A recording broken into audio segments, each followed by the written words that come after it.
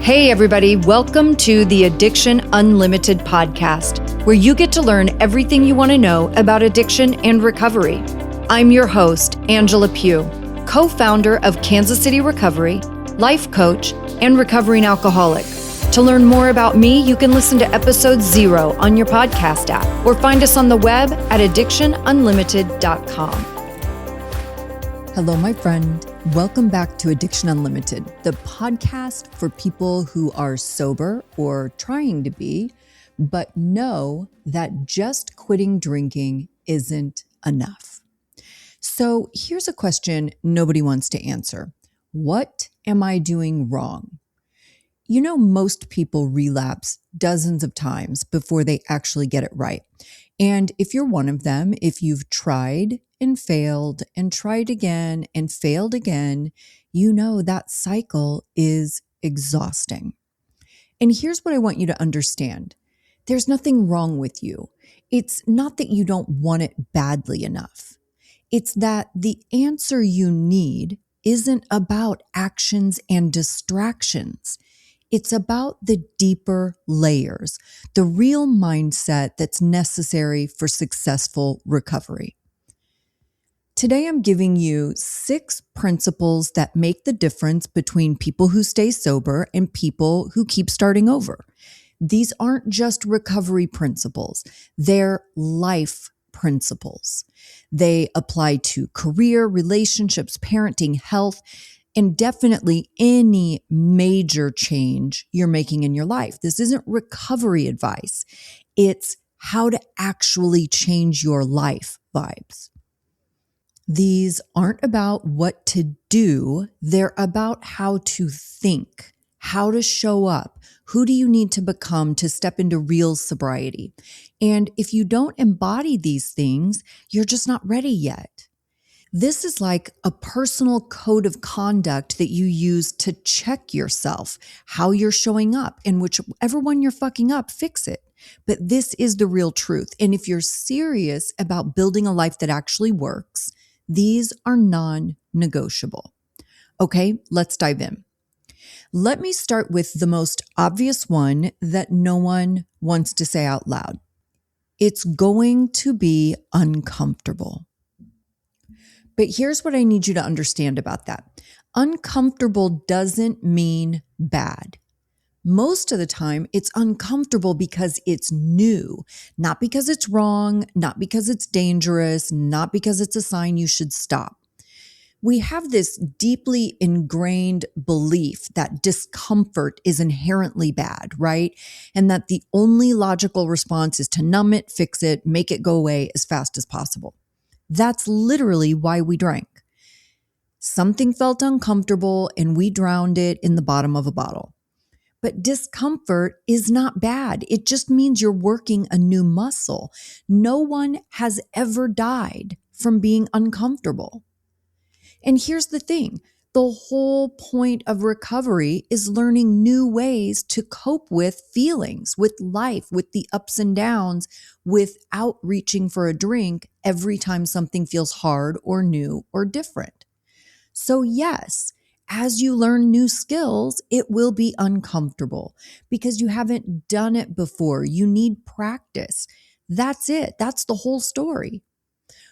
What you can't do is catastrophize that discomfort like it's the end of the world, like the only solution is a drink.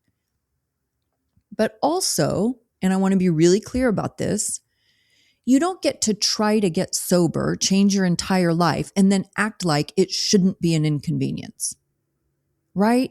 It is a massive change. It will be new. It will be different. It will be uncomfortable and at times inconvenient. Get okay with that. The more you connect with other sober people and practice new coping mechanisms, the less uncomfortable it becomes. You build the muscle, it gets easier. But if you want to half-ass your effort, you will also half-ass your results. Okay? Principle number 2. Recovery requires sacrifice. And I don't mean the Instagram version of sacrifice where you light a candle and say no to happy hour once. I mean real sacrifice. You are going to skip events. You're going to miss trips. You're going to say no to the bar, the party, the wedding, the vacation, because you have to protect your sobriety. You're going to sacrifice time, maybe getting up 30 minutes earlier to do something healthy or stay up 30 minutes later to get what you need, skipping happy hour to go to a meeting, giving up your Saturday golf outing to protect your recovery. You're going to sacrifice your lunch hour with coworkers to do some calming things while you eat and recharge. And here's a truth we love to avoid. When you drank, you made sacrifices too. You sacrificed your health, your relationships, your self-respect, your mornings, your clarity, your potential. You also sacrificed time for yourself in healthy ways, time with your family, whether you were not involved in events and family time because you were drinking or you slept in because you were hungover. You just conveniently forget those sacrifices, right? So the question isn't whether or not you're going to sacrifice something. The question is, what are you willing to sacrifice? A few social events or your entire life? Okay, number 3, you have to let go of trying to control what other people think about you, your drinking problem, and your sobriety. This one is hard because most of us spent years trying to look quote unquote normal, hiding how much we actually drank, lying about drinking, downplaying the problem. And now you're in recovery and you're still doing it. You're trying to act like you don't have a problem, trying to look normal and carry on as usual. But that's just another way of trying to control other people's opinions of you. And here's what I need you to hear. You have a problem. You have to fix it. And that's all that matters. What other people think is none of your business and not your priority. Fuck everybody and their thoughts and opinions. And I don't want to hear, most of my friends don't even think I have a problem. Of course they don't, because you weren't honest about your drinking.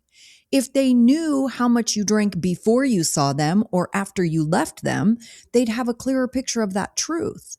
If they knew how bad you feel about yourself because you're drinking too much, harboring shame and guilt, constantly feeling disappointed in yourself, then they would understand the issue better.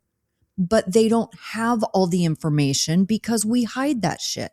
So don't be surprised when they don't respond accurately. This is your life, your recovery, your problem to solve. What they think doesn't matter. And number 4, you have to get honest with yourself and stop rationalizing and justifying. This builds on number 3. You have a problem. You have to fix it. It doesn't matter if your friends and family think differently because they don't know the whole truth. You know the truth. So don't pretend. Don't let your friend, who you told your fake truth, tell you that you don't have a problem and then use it as permission to drink. It doesn't give you permission. You can't drink. Other people don't live your life. They don't know your pain. They don't know your inner desires. You do. You live for you. But if you can't get honest about where you actually are, then you're not going to be able to heal. Everyone likes to find all the ways they aren't that bad. But let me tell you how dangerous this form of denial is. Just because you're fancy, upscale, playing golf, playing tennis, going to the country club, just because you've been successful in your career, you've raised a beautiful family, that doesn't make your problem different than anyone else's. This is ego stuff. You want to pacify yourself and your ego by telling yourself you're better than the other alcoholics. This will keep you relapsing because it's bullshit. If you haven't had any major consequences from your drinking, it doesn't mean you're better than the other alcoholics or not as bad as the other alcoholics. It just means you're in an earlier stage of alcoholism. So get honest with yourself about how much you drink and about how bad it is. Stop minimizing it. Stop justifying it. Stop lying to yourself because you can't fix a problem you won't admit you have. Okay, number 5, you have to be willing to do whatever it takes to stay sober. Willingness is the key ingredient. When something is a priority, you make it a priority. That means it comes first. That means if you drank when you were tired, then you go to a meeting when you're tired. If you went to the bar when it was raining or snowing, then you go to a meeting when it's raining or snowing. If you drank even when you didn't want to or didn't feel like it, then you also work on your recovery even when you don't want to and don't feel like it. How many times did you go to drinking events you didn't really want to go to? So you can go to a meeting you don't really want to go to. How many times were you stuck with someone you didn't really like, someone who was maybe a little obnoxious or self-absorbed or super opinionated, but they were the friend of your friend, so you dealt with them? That's exactly why you can also go to meetings where you may not love every single person in the room. Sit down, shut up, and nurture your sobriety instead of being a slave to your little feelings. If you let your feelings run the show, you're fucked. Be willing to look at things differently because you're living your life differently. Be willing to try things you haven't tried before because other people have had success with it. Be open-minded instead of thinking you know everything. Be willing to listen, be willing to learn, be willing to try. Which brings me to number 6. You're going to have to grow the fuck up. It doesn't matter if you don't want to. It doesn't matter if you have anxiety. So do 100% of the rest of us. It doesn't matter if you're scared and uncomfortable. It doesn't matter if you wish things were different. They're not. And as a grown-up, we have to do things we don't want to do because shit has to get done, whether we feel like it or not. How much shit do you do every day with your kids that you really don't want to? How much homework and bath time do you do even when you're tired? How many things do you do at work even though you have anxiety? And you do those things because they're a priority. You have to take care of your kids. You have to do your job because you have to get paid. You make it a priority and you do all the things regardless of how you feel. We're not 3 years old. Life is no longer just a series of events we approve of or we throw a temper tantrum. 99% of what I do in a day's time, I promise you I would rather be doing something else. Welcome to adulthood. But this is where the rubber meets the road. You do what you need to do to take care of yourself and to live a good life being a good human. Life doesn't give a fuck if you feel like it or not, and neither does alcoholism. Think about my bear analogy. I think of my alcoholism as a bear, right? That dude is big, powerful, and cranky AF. Now, when I'm sober, that dude is in hibernation, right? I picture him in the middle of my brain. He's sleeping, right? He's in front of a nice fire. He's got a big fluffy pillow and a lovely, warm, soft blanket. And he is so happy just hibernating his little life away. I want to do everything in my power to make sure that dude is as comfortable as possible because I don't want to wake him up. He's a nightmare. Alcoholism, doesn't care if you're tired. He will shred you. He doesn't care if you have anxiety. He will destroy you and eat you. He also doesn't care how inviting he is. Because bears are super cute and you want to hug them and pet them and be friends. Just like tequila. I want to hug and pet it and be friends, but it will destroy me and you. Alcohol is a predator. It draws you in to poison you. So you have to be the adult in the room. You have to put your feelings to the side and function on what is effective and what's not effective. I don't get to bail on my life because it's hard. I have to grow the fuck up and figure out how to handle it. Lull that bear into hibernation and keep him comfortable and happy that way. don't poke the bear. If you want to start messing with that dude and poking at him with stupid behaviors, then he's going to wake up and you're screwed. Okay? That's what these 6 things are all about. I can't shrink my whole life to accommodate my fear. That's what I did when I was drinking. And I'm not doing drinking things in my sober life. So to be brave, I have to be willing. I have to be willing to be uncomfortable. I have to be willing to make sacrifices to grow and get better. I have to be willing to make how I feel about myself a priority over how others think and feel about me. I have to be willing to stop letting myself off the hook for bad behavior, to own it, to get 100% honest about who I am and what I'm dealing with so I can start to fix it like a grown-up, not a toddler. Trust me, I want to throw myself on the floor and scream and cry at least 5 times a day, right? And sometimes I get to do that in a controlled environment, like in a breath work or somatic healing situation, right? But most of the time, I don't get that luxury. I have to grow the fuck up, put my big girl panties on, and figure out the solution because no one can do it for me. Okay? Those are the 6 principles. 1, it's going to be uncomfortable. 2, it takes real sacrifice. 3, you have to stop trying to control what other people think. 4, you have to get brutally honest with yourself. 5, you have to be willing no matter what. And 6, you're going to have to grow the fuck up. These aren't easy, but they are the truth. And this isn't a checklist. Stop trying to treat sobriety like a checklist. I'm going to have to do an episode about that too. This isn't about physically going through the motions and taking certain actions so you can check them off the list like you're done. Especially if you have the dangerous misconception that you're going to get to the bottom of the list and be healed like all your work is done. Recovery, healing, isn't about going through the motions.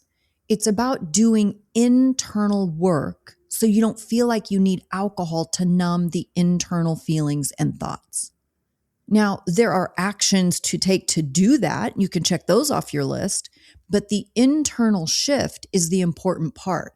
That's why I wanted to do this episode, because everyone talks about do this thing, do that thing, go here, read this, listen to this. But if you don't utilize those action items as a way to shift your internal state, then you aren't healing.